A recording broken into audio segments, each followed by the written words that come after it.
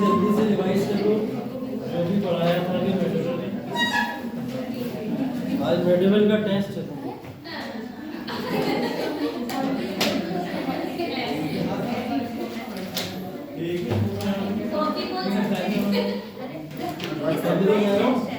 अभी बोल लो जल्दी रिवाइज करो।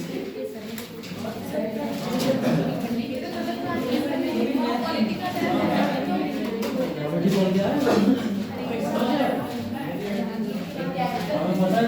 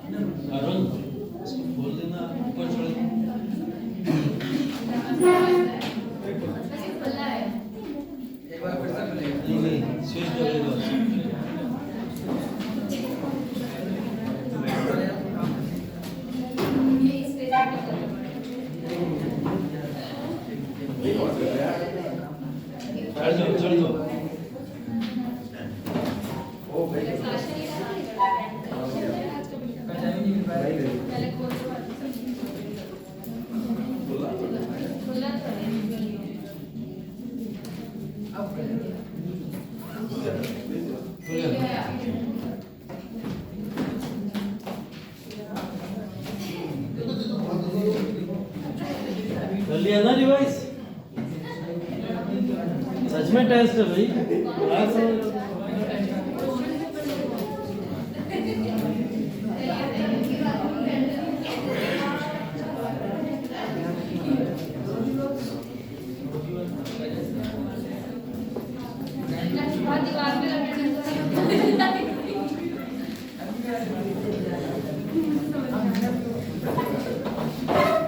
मेडिकल पूरा पढ़ लिया था ना हम लोग लगभग रोज में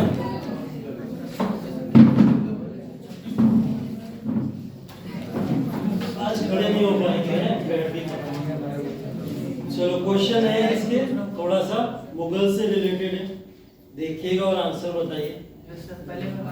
पहला बताइए कौन है? 1526 में बाबर ने किस वंश के शासक को परास्त कर मुगल साम्राज्य की नींव रखी? लोधी वंश, पक्का?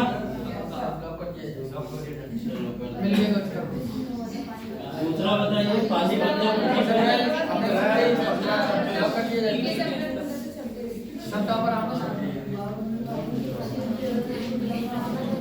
किसके बीच में हुआ था पानीपत का प्रथम युद्ध? इब्राहिम और बाबर। तीसरा, बाबर ने प्रसिद्ध तुलुकमा टेक्निक जो है प्रयोग सर्वप्रथम किस युद्ध में? पानीपत का प्रथम युद्ध। चौथा देखिए, इस युद्ध में जीतने के उपरांत बाबर ने खजाने का वो अमीरों, सगे संबंधियों आदि के लिए खोल दिया और इस प्रार्थना के लिए उसे कलंदर के ऊपर दिया। चंदेरी।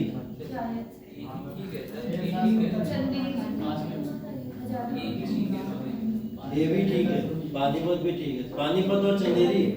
और कोई है? और कोई?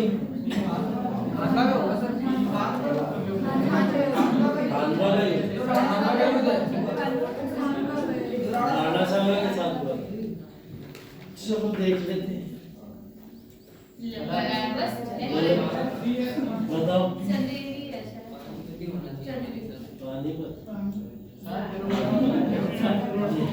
देखो इसका लॉजिक यही है, ये पहला ही युद्ध था जिसके अंदर इतना बड़ा युद्ध पहली बार में बहुत सारा मतलब बिल्कुल पहली बार इतना बड़ा युद्ध जीता था, और इससे बड़ा युद्ध उसने अपनी लाइफ में अभी तक लड़ा भी नहीं था।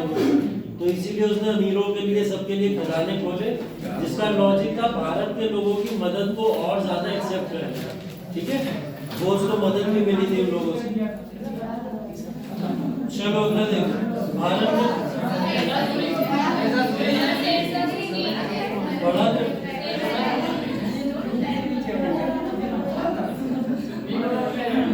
ग्रुप बी का क्वेश्चन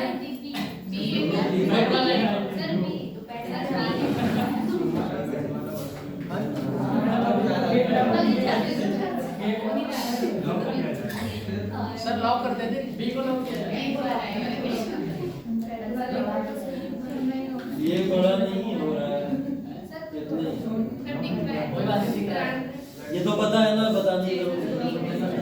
शेरशाह सूरी। गुजरात में की यादगार में अकबर ने किसका निर्माण कराया? बुलंदर वाला, पक्का?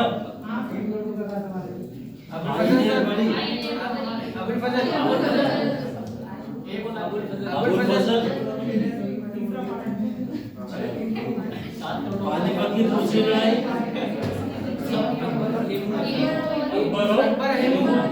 हेमचंद्र का कुछ इतिहास बताइए, कौन था हेमचंद्र?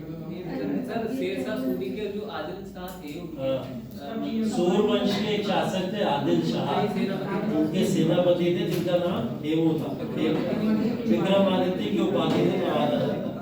दीने इलाही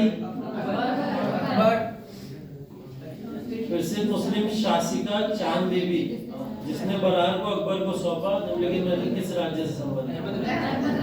अहमदनगर।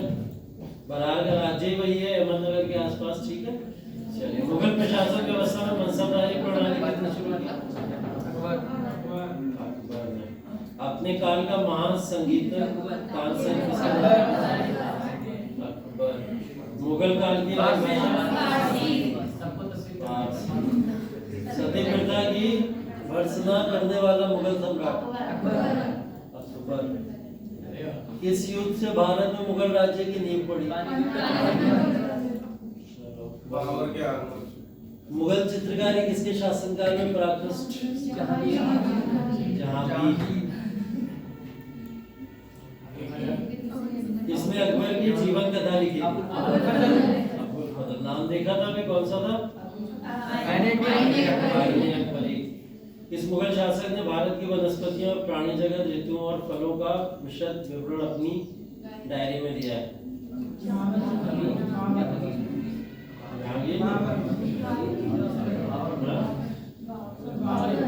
बाबर।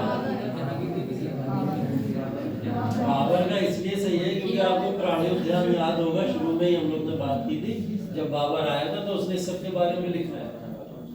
शेरशाह की महानता का द्योतक क्या है? प्रशासन, प्रशासनिक सुधार या सैन्य? सर बी होगा, श्रेष्ठ सैन्य नेतृत्व।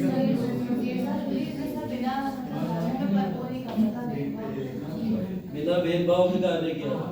अच्छा, तो उसकी महानता किस बेसिस पे जानी जाती है? धार्मिक सहिष्णुता?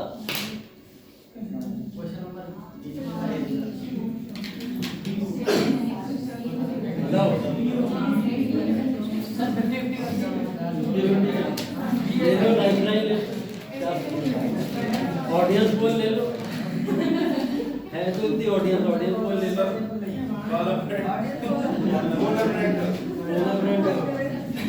ओन ब्रांड ले लो। सर को कॉल करो। मुझे कॉल लगा लेना, मैं गलत बता दूंगा। गलत तो हो जाता है। हाँ? गलत तो हो जाता है, कोई नहीं बड़ी बात। प्रशासनिक सुधार। प्रशासनिक सुधार? सर बी लगाइए, मतलब बी।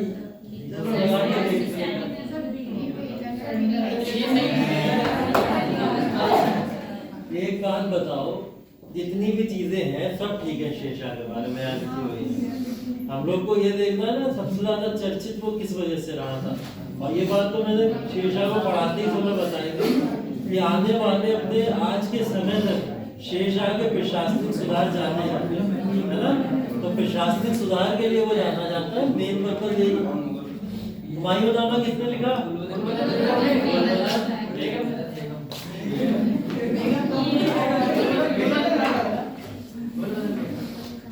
महाभारत का फारसी भाषा में अनुवाद? रजमनामा सर बी, रजमनामा। गुड। किस मुगल सम्राट ने सैयद भाइयों को गिराया? किसने?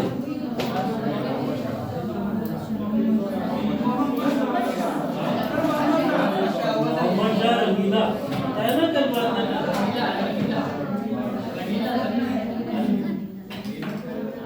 अंतिम मुगल सम्राट अकबर के शासनकाल में राजस्थानों के लिए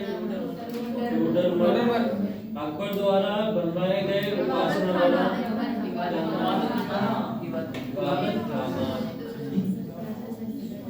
सुप्रसिद्ध संगीतज्ञ कौन है? तानसेन और बैजू बावरा किसके शासनकाल में? हाँ? अकबर। बैजू बावरा भी था, ठीक है, इन्हीं के शासनकाल के।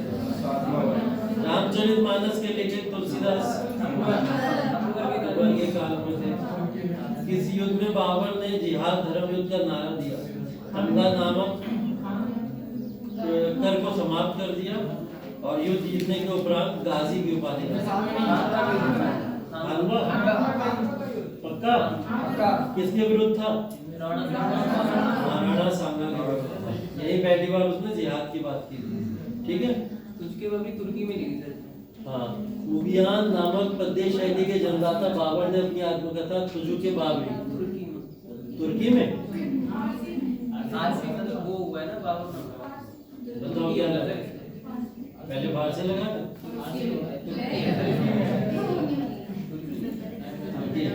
क्योंकि इसकी भाषा तुर्की थी ना जहाँ से ये आया था, ठीक है? और भारत में आते इसने इस कार्य को किया था, तो ये उसकी मेन भाषा में परगना। बाबर को भारत पर आक्रमण करने के लिए आमंत्रित करने वालों में कौन शामिल नहीं था? पढ़िए। पंजाब का सूबेदार दौलत खान लोधी व उसका पुत्र दिलावर खान।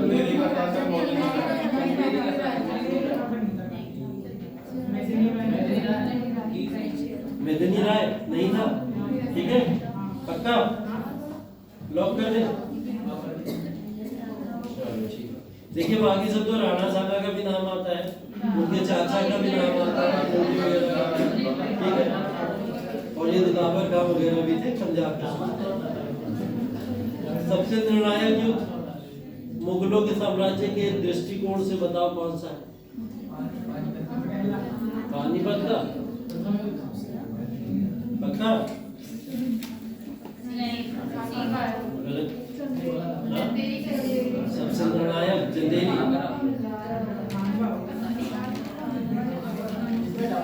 ये पहला क्वेश्चन है जिसमें चारों आंसर आ रहे हैं, वरना अभी तक सही जा रहे थे तुम लोग, बहुत सही जा रहे थे।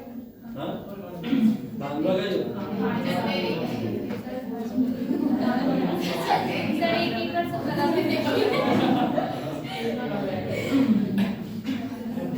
बताओ बताओ।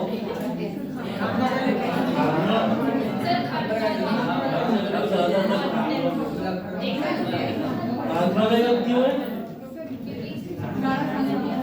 गाना संगा को आया था इसके अंदर, ठीक है। और एक चीज और भी लिखी है कि सबसे निर्णायक युद्ध पूछा जा रहा है। पहला युद्ध तो पानीपत ही था, नो डाउट, उसी के थ्रू भारत में एंट्री की थी, लेकिन ये वो युद्ध था जहां से उसने ओरिजिनल फॉर्म में अपना शासन यहाँ से स्टार्ट किया, ठीक है। तो खानवा का युद्ध निर्णायक युद्ध माना जाता है इसीलिए। जैसे प्लासी और बक्सर में बक्सर का माना जाता है निर्णायक।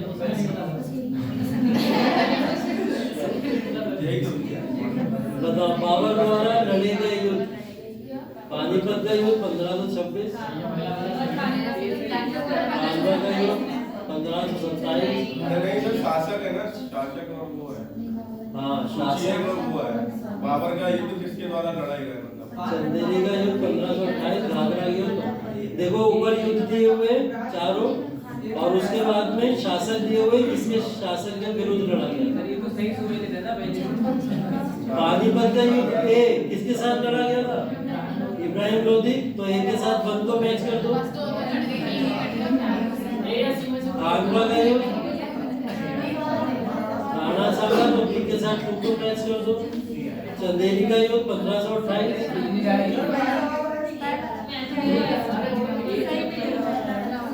देखो हाँ ये कट गया वो कट गया, इसमें नहीं देखना है, इसमें तो सीधा सीधा देखना है ना। उसको तब हटाना, एलिमिनेट तब करना जब फंस रहे हो क्वेश्चन में। यहाँ तो सीधा सीधा दिख रहा है, सारे युद्ध याद है आपको, सामने दिख रहे हैं, ठीक है। ए का 1, बी का 2, सी का 3, डी का 4, सब सुने लेते। किसने मुगल साम्राज्य की राजधानी को आगरा से दिल्ली से शाहजहां। अकबर के युवावस्था में उसका सम्राट इस स्थान पर नादिर शाह ने चढ़ाई नहीं की थी।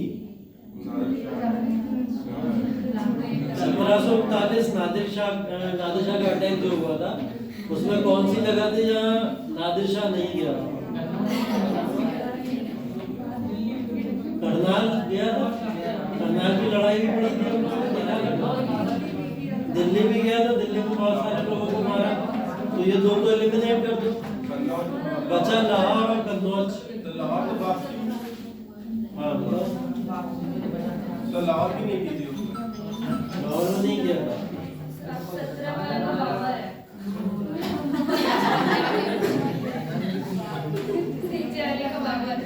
सोचा तो बता दो। हाँ सर एक और क्वेश्चन छोड़ने भी तो है, नेगेटिव मार्किंग है। नहीं इसमें नहीं जोड़ना, इतने आसान क्वेश्चन क्या छोड़ो। मैंने बोला ही नहीं नेगेटिव मार्किंग है, अभी कहाँ है? लगाओ तो क्या?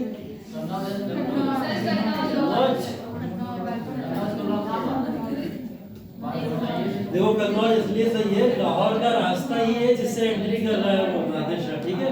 तो आप लॉजिकली इसको सही लगा सकते हैं कि लाहौर है, सिंध है, इन्हीं रास्ते से ये लोग आते हैं, तो लाहौर से आया ही होगा, तो कन्नौज बचता है। उत्तर प्रदेश का कन्नौज इलाका जहाँ पे ये नहीं पहुंचा है। ऐसे बाग बगीचे जिसमें पानी बहता हो के निर्माण की परंपरा बाबर ने शुरू की। निम्नलिखित में से कौन सी आत्मकथा है? आत्मकथा का मतलब समझते हो ना? हाँ, लिखिए।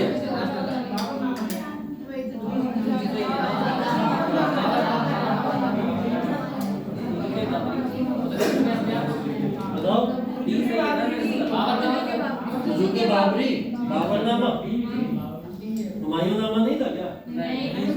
किसने लिखा था? अकबरनामा, बादशाहनामा,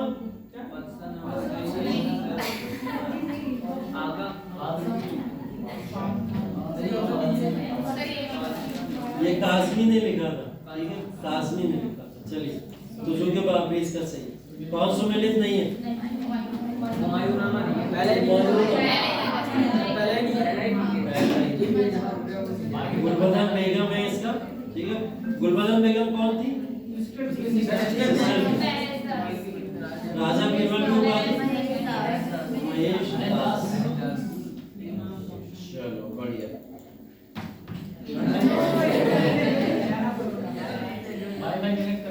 नहीं रहना तो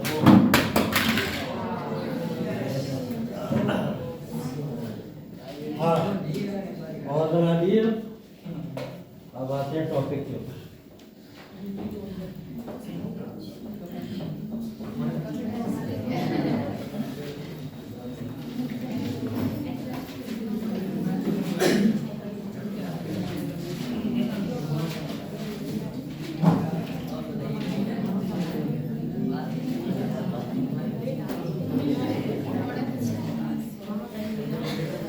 अभी देखो अंग्रेजी में लिखा दिख रहा है, इसको हिंदी में कन्वर्ट कर दूंगा मैं, ठीक है, परेशान मत होना।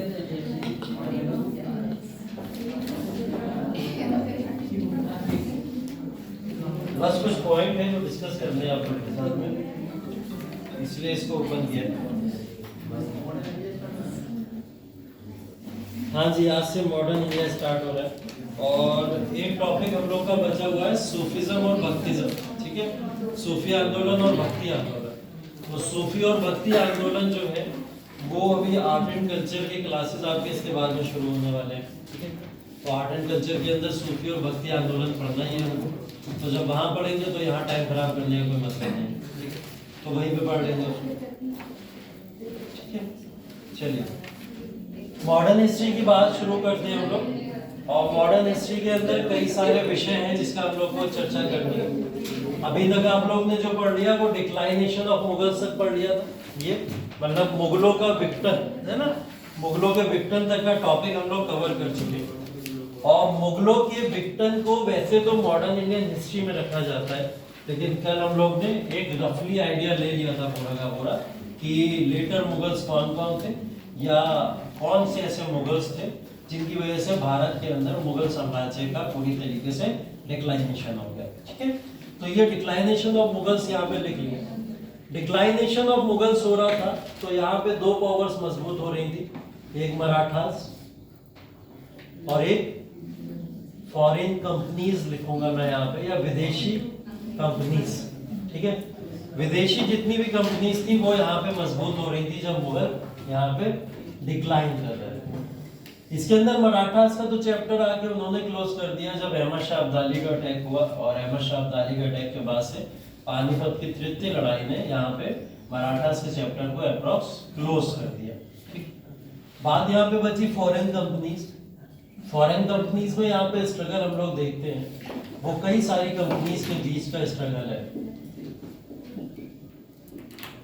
ठीक है। ये है पुर्तगाली, ठीक, ये है डच, ये अंग्रेज, ये है डेन्स और ये है फ्रांसीसी, ठीक। तो ये पूरा का पूरा एक पैटर्न था भारत के अंदर कंपनीज के आने का। इन कंपनीज ने जब भारत के अंदर एंट्री की थी तो इसके अंदर सबसे मजबूत जो थे वो थे उस समय पुर्तगाली लोग। पुर्तगाली लोगों के बाद में जब डच भारत के अंदर आए तो डच का भारत के अंदर आना कोई बहुत बड़ा एक सडन चेंज या मोमेंट देखने को नहीं मिला। लेकिन डच के बाद में जब अंग्रेज भारत के अंदर आए तो यहाँ से पूरी की पूरी पॉलिटिकल सर्कमस्टेंसेस चेंज हो जाती हैं भारत के अंदर, ठीक है। कैसे होती हैं, क्या होती है, उसकी चर्चा करेंगे। तो ये जो पैटर्न है आने का, इसमें पुर्तगाली, डच, इंग्लिश, डेन्स और फ्रांसीसी भारत के अंदर, ये जो बीच में बैठे हुए हैं अंग्रेज, ये इनके साथ में, इनके साथ में, इनके साथ में और इनके साथ में, सबके साथ में युद्ध करेंगे, सबके साथ लड़ाइयाँ लड़ेंगे और उन लड़ाइयों के बाद में अपने आप को सुप्रीम घोषित करके आगे बक्सर की लड़ाई तक खुद को इस्टेब्लिश कर लेंगे भारत के अंदर, ठीक है। पहले तो इनके बाहर के साथ की जितनी भी कंपनीज आई थी इन्होंने उनसे भी टैकल किया, उनसे भी लड़ाई लड़ी और लड़ने के बाद में अपने आप को यहाँ पे सर्वोच्च सिद्ध किया, पहली चीज। दूसरी चीज, हम लोग यहाँ पे इंडिया इन 18th सेंचुरी भी देख रहे हैं, 18वीं शताब्दी का भारत। और 18वीं शताब्दी के भारत के अंदर सबसे बड़ा मेजर चेंज क्या हो रहा है, एक तो मुगलों का विघटन हो रहा है और दूसरी तरफ क्या हो रहा है, स्वतंत्र राज्यों का उदय हो रहा है ना। और स्वतंत्र राज्य के उदय में सबसे इंपॉर्टेंट राज्य जैसे बंगाल, मैसूर, अवध, हैदराबाद, ठीक है, या पंजाब, ये राज्य वो हैं जिनका उदय हो रहा है और ये अपने आप को इंडिपेंडेंट कर रहे हैं। जब ये टूट के अलग अलग राज्य हुए और जब ये अलग अलग होकर छोटे छोटे राज्यों में कन्वर्ट हुए, तो अंग्रेजों ने क्या करा, इनसे भी निपटना जरूरी है, क्योंकि ये लोग इनको परमिशन नहीं देते थे कि आप हमारे यहाँ ईस्ट इंडिया कंपनी का यहाँ पे किसी भी तरीके का कोई व्यापार करें, ठीक है। तो इन्होंने जितने भी स्वतंत्र राज्य थे यहाँ पे, उन राज्यों से भी निपटा। आप इनका एंग्लो बंगाल वॉर पढ़ोगे, मतलब आंग्ल बंगाली जितने भी युद्ध हुए वो पढ़ेंगे, आंग्ल मैसूर युद्ध पढ़ेंगे, आंग्ल पंजाब युद्ध पढ़ेंगे, ठीक है।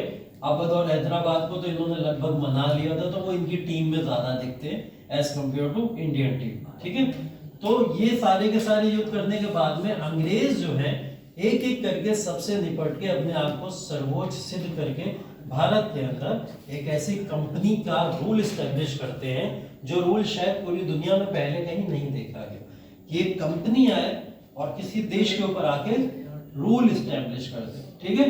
ये कुछ उसी तरीके से हो गया कि आज के समय में अगर आप सोचो, रिलायंस है, जियो है, ठीक है, और रिलायंस जियो किसी दूसरे देश में जाए, व्यापार करे धीरे धीरे और व्यापार कर करके आगे चल के अपना रूल वहां पे एस्टैब्लिश कर दे। तो ये कुछ उसी तरीके की बात है। इसलिए लोगों ने यहाँ पे यकीन नहीं किया था कि एक भारत के अंदर आई हुई कंपनी भारत के ऊपर रूल भी कर सकती है। इसलिए आप लोग देखोगे कि इसको कोई सीरियस लेता ही नहीं था। लड़ाइयाँ होती थी, वॉर होते थे, जो भी चीजें होती थी, उसके बाद में भी ये बात सीरियस नहीं ली जाती थी कि ईस्ट इंडिया कंपनी भारत के ऊपर रूल भी कर सकती है। ऐसा कुछ क्लियर नहीं था। लेकिन एक कंपनी आती है, भारत के ऊपर रूल करती है। इस पूरे के पूरे हम लोग को जो मॉडर्न हिस्ट्री पढ़नी है, तो ये ईस्ट इंडिया कंपनी और अंग्रेजों के ही इर्द गिर्द हम लोग को इन सबको देखना है। प्राचीन भारत में हम लोग जो बात करते हैं वो कुछ साम्राज्यों की बात करते हैं, ठीक है। मध्यकालीन भारत में अगेन फिर कुछ साम्राज्यों की बातें करते हैं हम लोग। लेकिन जब यहाँ पे बात आती है मॉडर्न हिस्ट्री की, आधुनिक भारत की, तो यहाँ साम्राज्य किसका है, वो है ईस्ट इंडिया कंपनी अंग्रेजों का। वहाँ कुछ साम्राज्य की बात नहीं करी जाती है, सिर्फ एक साम्राज्य की बात करी जाती है जो है अंग्रेज, ठीक है। तो अंग्रेजों के साम्राज्य को पूरा का पूरा आपको मॉडर्न हिस्ट्री के अंदर पढ़ना है, डिटेल के अंदर। अब इसकी थीम्स या टॉपिक को मैंने कुछ पार्ट में डिवाइड किया है और इसी में पूरी की पूरी मॉडर्न हिस्ट्री हम लोग खत्म करेंगे, ठीक है। जिसके अंदर पहला टॉपिक डिक्लाइनेशन ऑफ मुगल्स है। इसके पार्ट जो है कल हम लोग ने डिस्कस कर लिया बहुत डिटेल में। अगर इससे एक ही क्वेश्चन आता है बार बार, reason for the declination of the Mughals, कारण क्या है विघटन जो हुआ मुगलों का, ठीक है। और वो कारण का डिटेल में हम लोग देख चुके हैं। उसके बाद में arrival of Europeans in India, 15वीं शताब्दी से 17वीं शताब्दी तक भारत के अंदर जिन जिन यूरोपियों का आगमन हुआ उसका एक पूरा का पूरा इतिहास पढ़ना है आपको, ठीक है। और ये इतिहास कहाँ से शुरू करेंगे, जब भारत के अंदर पुर्तगाली एंटर करते हैं, तो वहां से 1498 से लेकर हम लोग कहाँ तक पढ़ेंगे, 17वीं शताब्दी तक। मतलब 17वीं शताब्दी में क्या हुआ, 1664 की बातें हो रही हैं, 1668 की बातें हो रही हैं, जब यहाँ पे फ्रांसीसी भी कंपनी फाइनली आके अपनी फैक्ट्री लगा चुकी थी। तो ये सारी की सारी फैक्ट्रीज जो जो लगी भारत के अंदर, उन पावर्स का बात करेंगे, ठीक है। मतलब यही PDEDF की बात इस पूरे के पूरे सेकंड टॉपिक के अंदर होगी, ठीक है। इसका यही है, क्रोनोलॉजी को ध्यान रखने के लिए जैसे PDF होता है ना, उसी तरीके से इसको PDEDF के फॉर्म में बनाया गया, जिससे आप लोग क्रोनोलॉजी याद रख लो। पहले कौन आया, बाद में कौन आया, फिर कौन आया, फिर कौन आया, ठीक है। पहले पुर्तगाली आए थे, फिर डच आए थे, फिर अंग्रेज आए थे, फिर डेन्स आए थे, उसके बाद फ्रांसीसी आए थे, ठीक है। तो ये पूरा का पूरा पैटर्न है इनके आने का।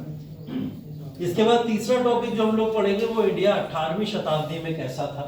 18वीं शताब्दी की जब इंडिया की बात होगी तो अगेन फिर ये टॉपिक इसके अंदर ऑटोमेटिकली आ ही जाता है, डिक्लाइनेशन ऑफ मुगल। मतलब एक तरफ मुगलों का विघटन भी हो रहा है और दूसरी तरफ स्वतंत्र राज्यों का उदय हो रहा है। और इसी स्वतंत्र राज्यों के उदय के अंदर हम लोग यहाँ पे मराठास के बारे में भी पढ़ेंगे, ठीक है।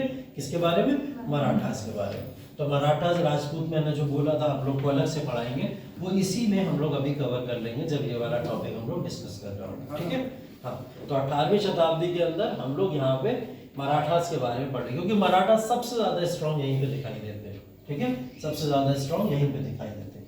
प्लासी टू पार्टीशन, अब प्लासी से लेकर पार्टीशन तक की जो बात हो रही है, इवन मॉडर्न हिस्ट्री को डिवाइड ही ऐसे किया गया है, प्लासी से लेकर पार्टीशन तक, ठीक है। प्लासी से पार्टीशन का मतलब जो प्लासी की लड़ाई हुई 1757, ठीक है। प्लासी की लड़ाई हुई 1757 1957 और 1947 में पार्टीशन। ठीक है, तो ये पूरा का पूरा इतिहास यहाँ से लेकर यहाँ तक क्या क्या घटनाएं हुई, उन घटनाओं का डिस्कशन हमको करना है इस वाले टॉपिक के अंदर, जो प्लासी से पार्टीशन तक है।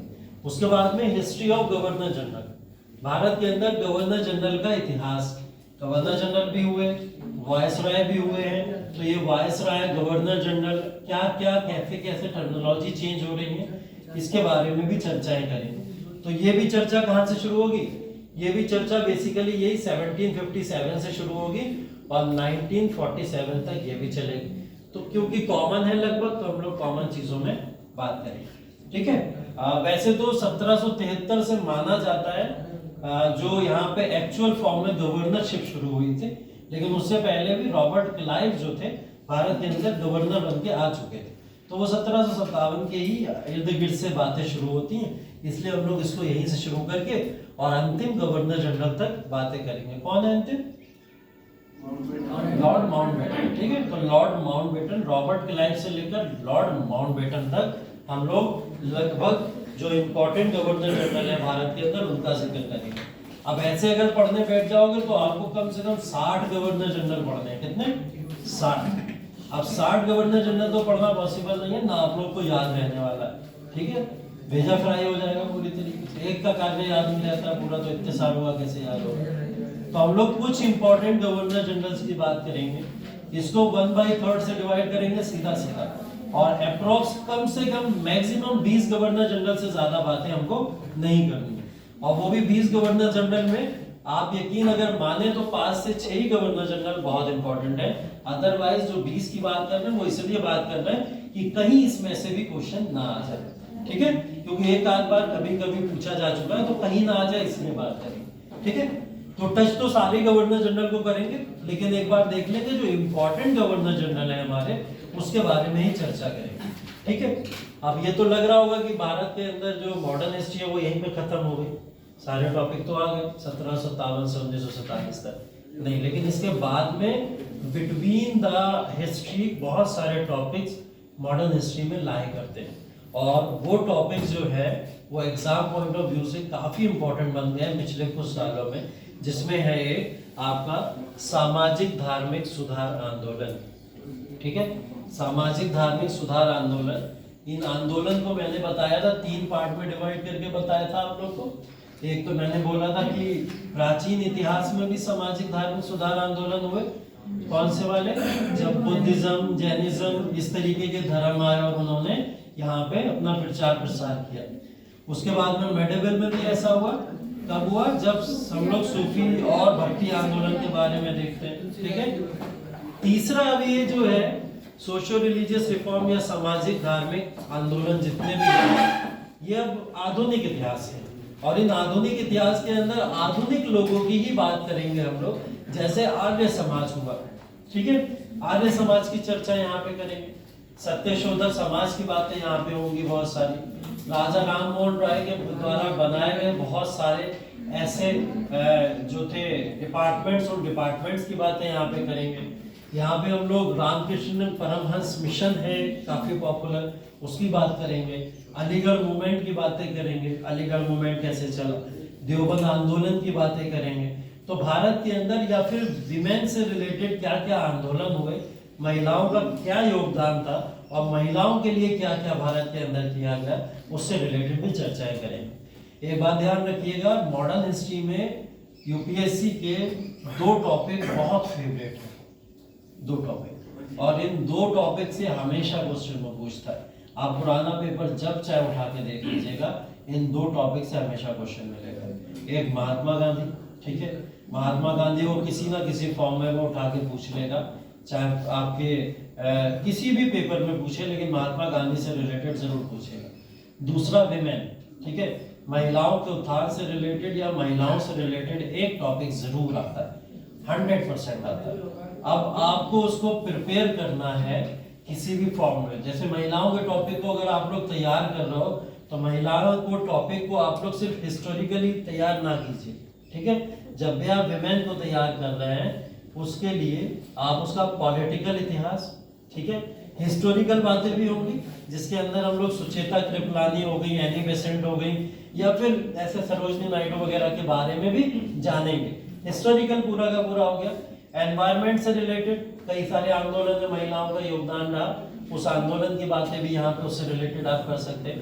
इकोनॉमिकली अगर बातें करें तो आर्थिक रूप से महिलाएं सक्षम थी और उनको सक्षम बनाने में क्या किया गया, ठीक है। पॉलिटिकली बात करो तो उनको फंडामेंटल राइट या फिर फीमेल राइट से रिलेटेड कौन कौन से अधिकार दिए जाते हैं उनको बढ़ावा देने के लिए, पार्लियामेंट में क्या है उनके लिए किसी तरीके का। तो विमेन को जब भी तैयार कीजिए 360 डिग्री एक बार में तैयार करके रख लीजिए, ठीक है। ये आपका पेपर 1 में भी काम आएगा, पेपर 4 में भी काम आएगा, और ऐसे राइटिंग करोगे तब भी काम आएगा, ठीक है। तो ये टॉपिक एक कॉमन है फीमेल से रिलेटेड, इसको जरूर तैयार कर लीजिएगा। बाकी गांधी जरूर तैयार करना। गांधी वो टॉपिक है कि आपको गांधी में जरूरी नहीं है वो काम आए, वो हो सकता है गांधी पढ़ने के बाद में आप उसको दूसरी जगह भी यूटिलाइज कर सकते हैं। उनके सिद्धांत, उनके प्रिंसिपल जो हैं, जब आप गांधी को तैयार करोगे तो वो भी तैयार करोगे, तो सिद्धांत प्रिंसिपल आपको किसी भी जगह किसी भी पेपर में काम आ सकते हैं लिखने के लिए, ठीक है। तो आप ये 2 टॉपिक मॉडर्न हिस्ट्री जब पढ़ोगे तो जरूर तैयार करना, और मैं करवा ही दूंगा वैसे तो। अब ये जो जितने भी सामाजिक धार्मिक सुधार आंदोलन हुए, इसके अंदर धार्मिक आंदोलनों का भी पूरा का पूरा वर्चस्व रहा। लोगों ने अपने अपने धर्म के अंदर जो कुरीतियां थी उनको दूर करने की भी बात की है इस पूरे के पूरे चैप्टर के अंदर। तो हम लोग यहाँ पे आइडियाज देखेंगे, क्या क्या आइडियाज थे इन लोगों के, इंडिविजुअल मतलब पर्सनैलिटीज देखेंगे, कौन कौन सी पर्सनैलिटीज किस किस के लिए। जैसे हम लोग बात करेंगे स्वामी विवेकानंद आएंगे पर्सनैलिटी के फॉर्म में, इंडिविजुअल्स के फॉर्म में यहाँ पे, ठीक है। स्वामी दयानंद सरस्वती आएंगे, स्वामी विवेकानंद आएंगे, ठीक है। और फिर आप सर सैयद अहमद खान को भी यहीं पे देखोगे, राजा राम मोहन राय को भी यहाँ पे देखोगे। तो ऐसे सब इंडिविजुअल्स आएंगे यहाँ पे। इंस्टीट्यूशन इनके द्वारा डेवलप किए गए जो इंस्टीट्यूशंस थे वो इंस्टीट्यूशंस आएंगे। दलित एक इंपॉर्टेंट टॉपिक अगेन फिर है, और वो भी इसी में आपको देखने को मिलेगा। ये दलित रिफॉर्म मूवमेंट है। दलित के सुधार आंदोलन भारत के अंदर किस तरीके के थे, मतलब दलित के साथ में किस तरीके का व्यवहार होता था पहले, और उसको ओवरकम करने के लिए B.R. अम्बेडकर का क्या योगदान है और महात्मा गांधी का क्या योगदान है। इन दोनों के योगदान को आप लोग यहाँ पे पढ़ेंगे, और इस सब का इम्पैक्ट क्या हुआ। इम्पैक्ट का मतलब आगे चल के इसकी वजह से क्या बड़े चेंजेस देखने को मिले हमें सोसाइटी के अंदर। जैसा कि जब भी संविधान की बात हुई या संविधान सभा की बात हुई, उसमें हमेशा इस टॉपिक के ऊपर डिस्कशन होता था कि हमारे यहाँ के जो भी लीडर्स थे उन्होंने इन मूवमेंट्स को उठाने की बात की, ठीक है।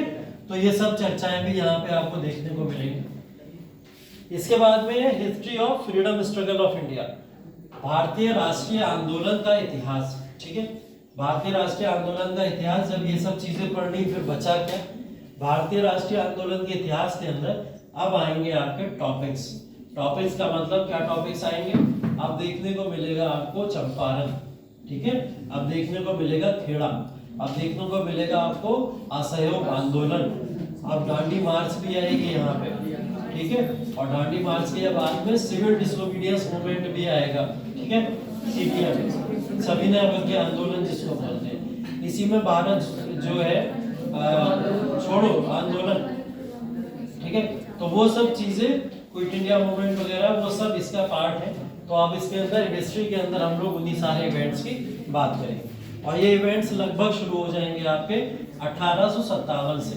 1857 से इसलिए मैं बोलूंगा क्योंकि 1857 में विद्रोह हुआ, और विद्रोह की आग की वजह से भारत के अंदर कांग्रेस का जन्म हुआ, ठीक है। कांग्रेस की स्थापना हुई 1885। हाँ, उसके बाद में फिर धीरे धीरे ये मूवमेंट किस दिशा में चला गया, और फिर वो फ्रीडम स्ट्रगल मूवमेंट की हम लोग को बात करनी है। बेसिकली फ्रीडम स्ट्रगल जो पूरा का पूरा है वो माना जाता है भारत के अंदर 1915 से लेकर 1915 से 1947 तक। कोई कारण बताएगा 1915 से 1947 क्यों माना जाता है? गांधी जी की एंट्री, ठीक है, गांधी जी की एंट्री, और इसको गांधीयन आंदोलन भी बोला जाते हैं कि गांधी ने भारत के अंदर 15 से 47 जितना भी योगदान दिया, ठीक है, उस पूरे के पूरे योगदान की यहाँ पे चर्चा हम लोग को करनी है, ठीक है। बस यही सब है टॉपिक, इसके अंदर आपको पढ़ना है।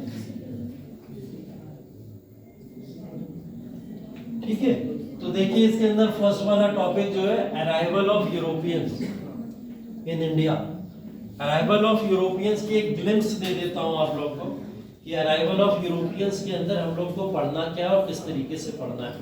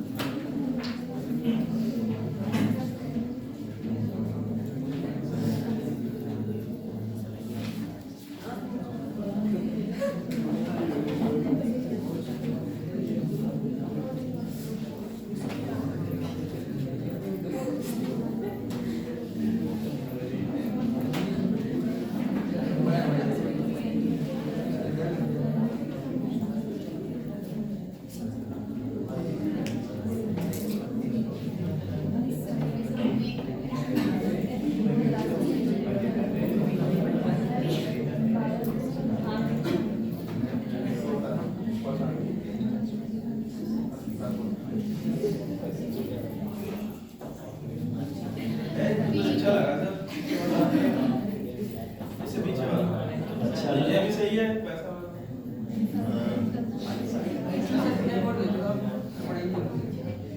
सही पैसा हाँ ये क्या स्पाइस दिख नहीं रहा ना, मुझे लगा कि वहाँ पे वो रखी है।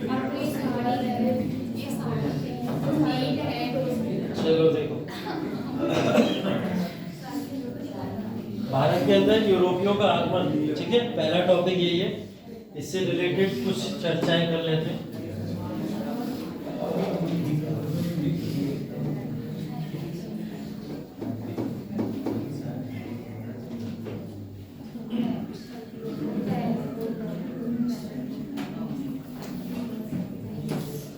देखिए बहुत सारे विदेशी यात्री भारत के अंदर टाइम टू टाइम आते रहे, जिसके अंदर सबसे प्रोमिनेंट मैंने बताया आपको पुर्तगाली, जो पहले व्यापारी थे।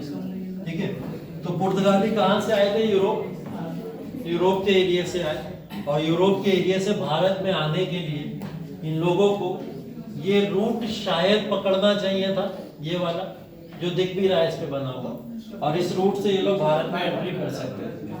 ठीक है, तो ये लोग यूरोप के रास्ते से अगर अरेबियन सी से होते हुए आते तो भारत में आसानी से एंट्री कर सकते हैं। लेकिन इसका एक इतिहास है कि पुर्तगाली भारत के अंदर जब एंट्री करते हैं 1498 ईस्वी में, वास्को डिगामा। ठीक है, वास्को डिगामा से पहले जरूरी नहीं है कि वास्को डिगामा पहला ही व्यक्ति था जो निकला और निकल के उसने एकदम से रास्ता खोज के और भारत में आके बैठ गया, ऐसा नहीं था। वास्को डिगामा से पहले भी बहुत सारे लोग ये कोशिशें कर चुके थे, जिसमें दो प्रोमिनेंट नाम है। एक का नाम है बार्थोलोमो डियाज। ठीक है, बार्थोलोमो डियाज वो व्यक्ति है जो वहीं से निकला जहां से वास्को डिगामा निकला, और वो भारत के रास्ते की खोज के लिए निकला था कि भारत के रास्ते के होते हुए हम लोग किसी भी तरीके से इंडिया में एंटर कर जाए और वहां पे हम लोग को ट्रेड, व्यापार या रिसोर्सेज के फॉर्म में बहुत सारी चीजें मिल सकती। ठीक है, बार्थोलोमो डियाज जब 1483 में, कब निकला था? 1483 में जब वहां से निकला, तो निकलने के बाद में वो यहाँ पे जो अफ्रीकन कॉन्टिनेंट है, ये जो अफ्रीकन कॉन्टिनेंट का एंड दिख रहा है आपको, यहाँ पे एक जगह पड़ती है, उस जगह को उसने नाम दिया था केप ऑफ स्टॉर्म। ठीक है, केप ऑफ स्टॉर्म नाम किसने दिया था? बार्थोलोमो डियाज ने। केप का मतलब आप लोग समझते हो? केप का मतलब ये होता है कि किसी भी जगह की दो तरफ की जब भूमि जो होती है पानी की वजह से या किसी भी तरीके से, वो क्या करता है? केप का स्ट्रक्चर ले लेता है। तो ऐसी जितनी भी जगहें होती हैं उनको केप बोला जाता है। ठीक है, तो ये वही जगह थी यहाँ पे इस पूरे के पूरे रीजन में, जब ये वहां से निकले यूरोप से और इस रास्ते से होते हुए ये यहाँ पे पहुंचे थे। तो यहाँ पे पहुंचने के बाद में अब क्या होता है कि समुद्री हवाएं काफी तेज चला करती हैं, और समुद्री हवाओं से क्या होता है कि डायरेक्शन चेंज हो जाती है लोगों की। उस समय ऐसा तो नहीं था, कोई पैरामीटर या पैमाना नहीं था नापने का कि जिससे डायरेक्शन नाप ली जाए कि इस डायरेक्शन जाना है, उस डायरेक्शन जाना है। हमको कोई भी ऐसा स्केल पता नहीं था उस समय तक, ठीक है। वो तो बाद में प्रिंस चार्ल्स का भला हो कि उन्होंने इस स्केल को बाद में खोजा, लेकिन उससे पहले तक कोई भी ऐसा स्केल नहीं था। अब ये यहाँ तक आए और यहाँ पे आने के बाद में ये रुक गए और ये कंफ्यूज थे कि मुझे इधर जाना है या मुझे इधर जाना है, तो इनको नहीं पता था ये रास्ता। अब इस रास्ते में जैसे ये यहाँ पे पहुंचे, अब यहाँ पे हवाएं बहुत तेज चलना शुरू हो गई, क्योंकि ऑड मौसम था और उस ऑड मौसम में समुद्री हवाएं बहुत तेज चलती, और समुद्री हवाएं जब बहुत तेज चली तो इनको लगा तूफान आ गया है पूरा का पूरा, और इन्होंने इस जगह को नाम क्या दे दिया, केप ऑफ स्टॉर्म। स्टॉर्म का मतलब तूफान ही होता है, ठीक है। तो इन्होंने इस जगह को नाम दिया केप ऑफ स्टॉर्म, और ये अपनी जान बचाने के लिए वापस यहाँ से यहाँ चले गए, ठीक है। एक कोशिश थी पहले जो कामयाब नहीं हो पाई। अगेन फिर 1492 में एक व्यक्ति और निकला, और वो व्यक्ति था कोलंबस। कौन था? कोलंबस। कोलंबस फिर यूरोप से निकलता है, और यूरोप से निकल के इसी रास्ते में यहाँ तक पहुँचता है। कहाँ? Cape of storm. अब केप ऑफ स्टॉर्म पे जब कोलंबस आके खड़ा होता है तो कोलंबस को ये बात पता है कि वापस लौटना तो रास्ता नहीं है, एक बार देख चुके हैं, हो गया ऐसा। तो उसको पता था कि या तो इधर जाना है या तो इधर जाना है। अब इसके साथ में फेवरेबल ये था कि इतनी तेज हवाएं नहीं चल रही थी कि तूफान जैसी चीज इसको फील हुई हो।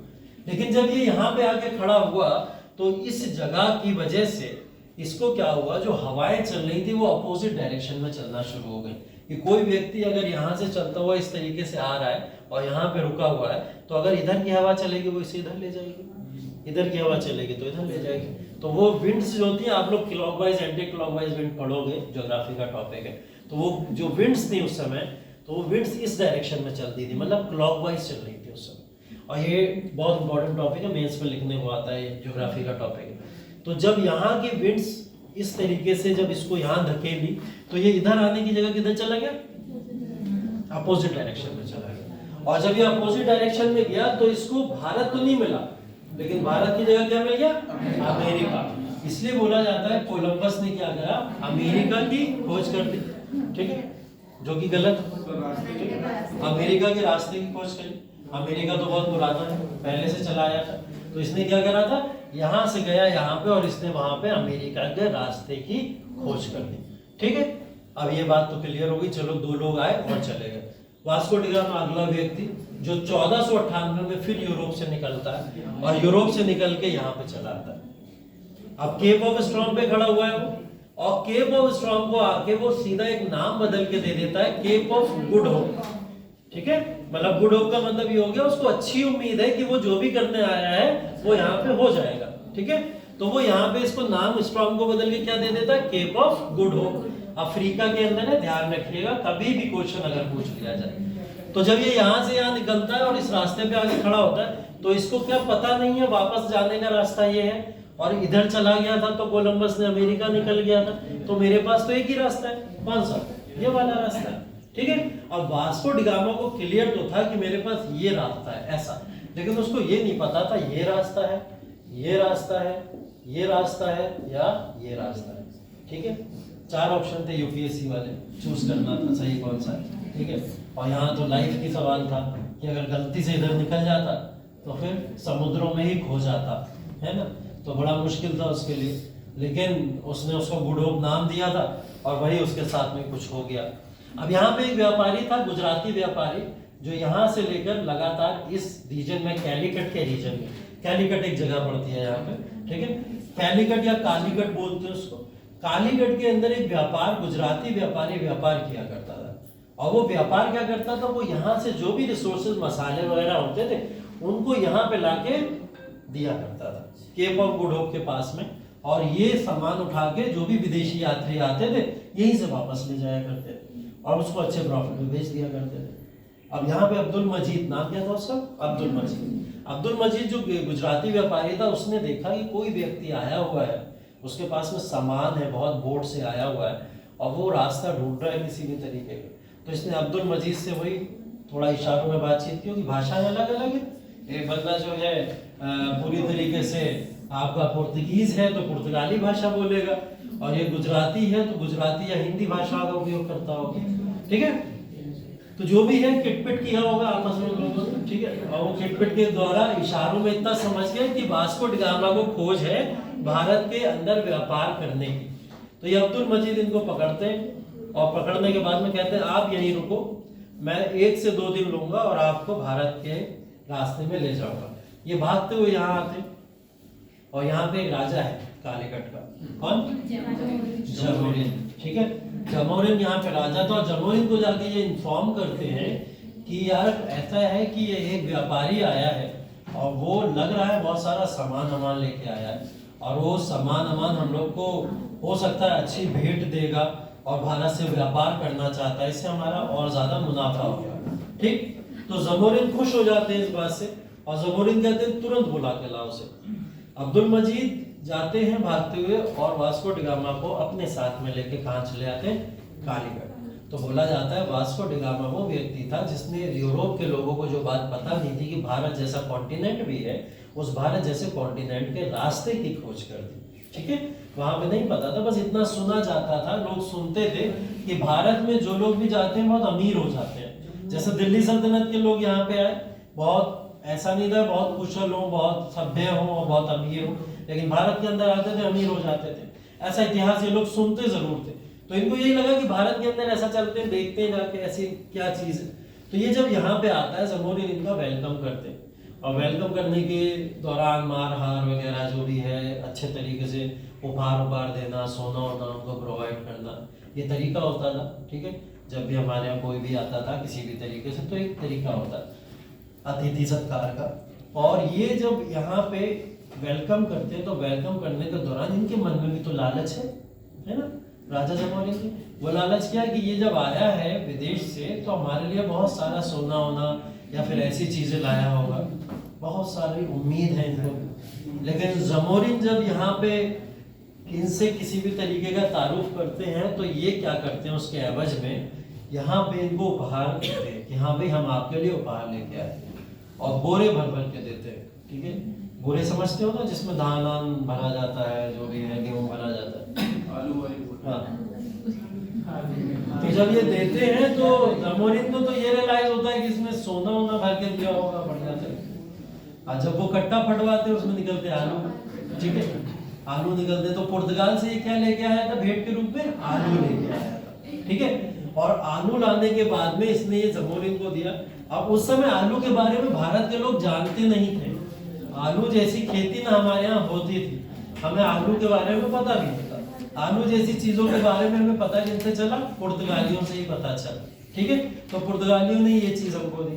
बोला ऐसा भी जाता है कि चीनी का भी जो था लेना देना वो भी हमारा पहले कोई भी मतलब नहीं था, लेकिन इन्हीं लोगों ने ये सब हमको सिखाया, ठीक है।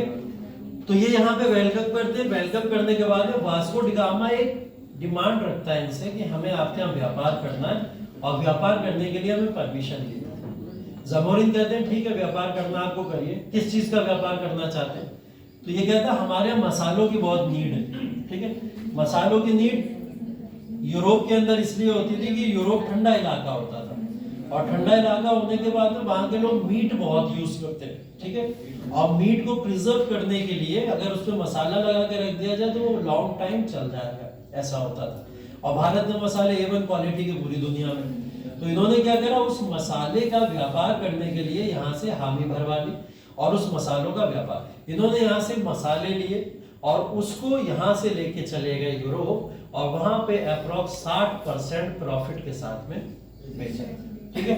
60%, 60 गुना परसेंट नहीं 60 गुना प्रॉफिट के साथ में बेचा। 60 गुना प्रॉफिट का मतलब वही हो गया कि 10 रुपए का सामान खरीद के 600 रुपए में बेच देना, ठीक है। तो 10 रुपए का मसाला खरीदा 600 में बेच दिया और 10 का ही तो फायदा नहीं होगा, है ना। ये तो एक एग्जाम्पल देगा, लाखों में हुआ होगा ट्रेड उस समय और लाखों का करोड़ों में इन्होंने कन्वर्ट किया होगा। इन्हें इस बात से मजा आ गया कि भारत के अंदर इतने छोटे से मसालों की कीमत मुझे इतनी बढ़िया तरीके से मिल रही है वहां पे, तो ये दोबारा फिर आएंगे यहाँ पे। ये बातें तो चलो ठीक है, यहाँ तक तो समझ आती हैं, लेकिन ये जो यूरोपीय यात्री थे जैसे वास्को डी गामा, उससे पहले कोलंबस या बार्थोलोमो डियाज, ये सारे के सारे लोग क्यों इधर उधर भाग रहे हैं? क्या इनके यहाँ खुद व्यापार करने के लिए ऐसी चीजें नहीं थी ये इनके आसपास के रीजन के अंदर मेडिटेरियन सी पड़ता है भाई यहाँ पे, इससे अच्छा व्यापार शायद दुनिया में कहीं होता। लेकिन ये सब छोड़ के क्यों इधर भागे चले आ रहे हैं, क्या कारण रहा होगा? लड़ाई हो गई, किससे लड़ाई हो गई? पड़ोसी से लड़ाई हो गई। पड़ोसी तो स्पेन था इनका, स्पेन से नहीं, कोई तो कारण बड़ा रहा होगा कि इतनी दूर से ये भारत के अंदर आ रहे हैं व्यापार करने के लिए, कोई बड़ा कारण रहा होगा। यहाँ पे सस्ती में सब खरीदते होंगे और उधर नहीं वो ठीक है, वो तो आके पता चला ना, सस्ते में खरीदते और महंगे में बेच देंगे। जब तक नहीं आए तो नहीं पता था ना, तो आके पता चला। किसकी लड़ाई हुई थी बताओ? पड़ोसी की लड़ाई। कौन था पड़ोसी? पड़ोसी तो बताओ। देख ये लोग इधर से क्यों आए, उधर से क्यों आए? हाँ देखो, मैं कुछ और इसके ऊपर थोड़ा सा टॉर्च डाल देता हूँ, ठीक है? ये है यूरोप, ये है इजिप्ट और ये है अरबिया, ठीक है? इजिप्ट और अरब और पर्शिया, ये वो इलाके हैं इस समय जिन इलाकों के अंदर यहाँ पे ऑटोमन साम्राज्य रूल किया करता है। कौन कर रहा है? ऑटोमन साम्राज्य। इसी का इम्पैक्ट थोड़ा सा भारत की तरफ भी देखने को मिला, क्योंकि दिल्ली सल्तनत का भी जो रूल इस्टेब्लिश हुआ, वो शासक भी कहीं ना कहीं इन्हीं लोगों से निकले हुए भारत के अंदर आए थे। ऑटोमन एम्पायर वो एम्पायर था जिसने रोमन एम्पायर को हराया था। दुनिया का सबसे बड़ा एम्पायर रोमन एम्पायर बोला जाता है। रोमन एम्पायर को हरा के ऑटोमन ने अपना वर्चस्व स्थापित किया पूरी दुनिया में, और ऐसा किया कि फिर पूरी दुनिया में इन लोगों का प्रभाव देखने को मिला, पूरी दुनिया में। अब ऑटोमन एम्पायर की वजह से हुआ क्या कि रास्ते ब्लॉक हो गए। कैसे ब्लॉक हो गए? ऑटोमन की सबसे ज्यादा जो दुश्मनी थी वो थी रोमन के साथ में, इन्होंने रोमन को ब्लॉक किया था। और रोमन कौन है? यूरोप का एम्पायर, ठीक है? रोमन एम्पायर कौन सा था? यूरोप का एम्पायर। अब यूरोप वर्सेस ऑटोमन एम्पायर हो जाएगा, और यहाँ यूरोप के लोग जो रोमन एम्पायर के लोग थे, उनके पास में कोई एम्पायर नहीं बचा, पूरा एम्पायर बर्बाद हो गया। अब जब एम्पायर बर्बाद होगा तो क्या राजा या वहां की प्रजा भूख से नहीं मरेगी? ऑटोमन एम्पायर पूरा उसके ऊपर कंट्रोल स्थापित कर चुका और उनको बाहर निकलने की भी परमिशन नहीं है, इतना उन लोगों को ब्लॉक कर दिया गया।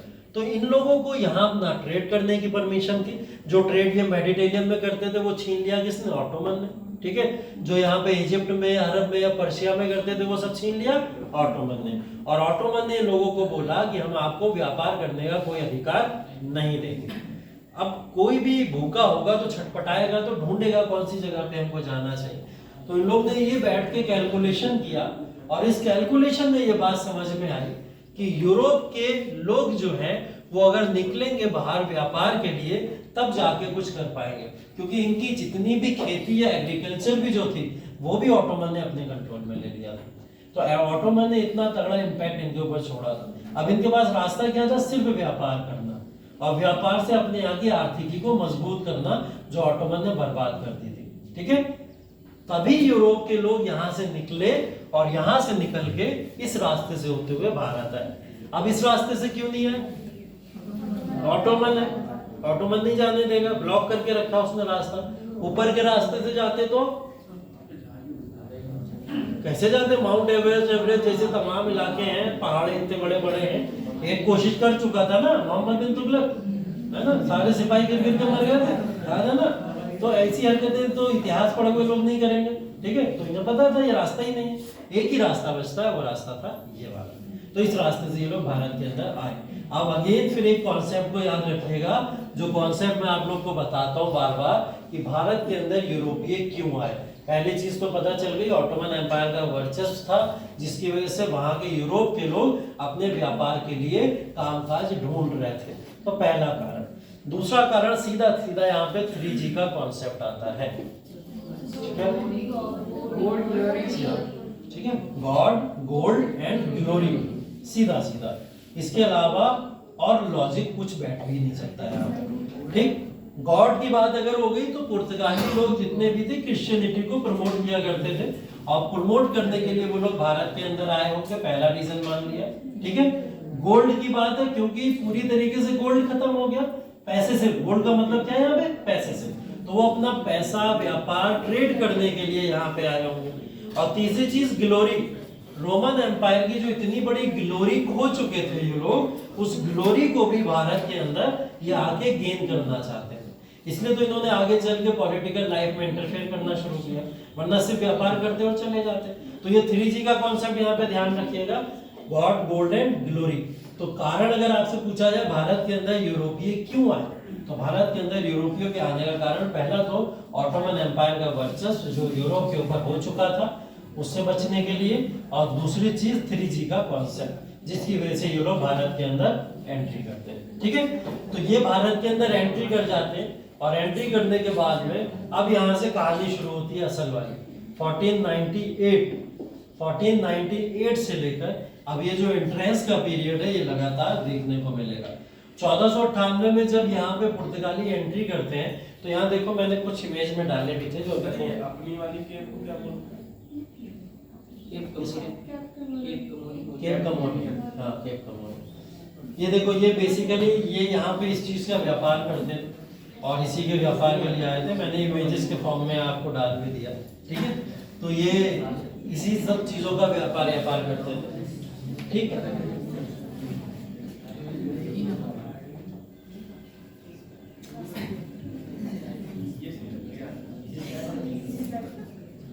पहले यही चलते थे यार, खाली हवाई जहाज। ठीक है, चलिए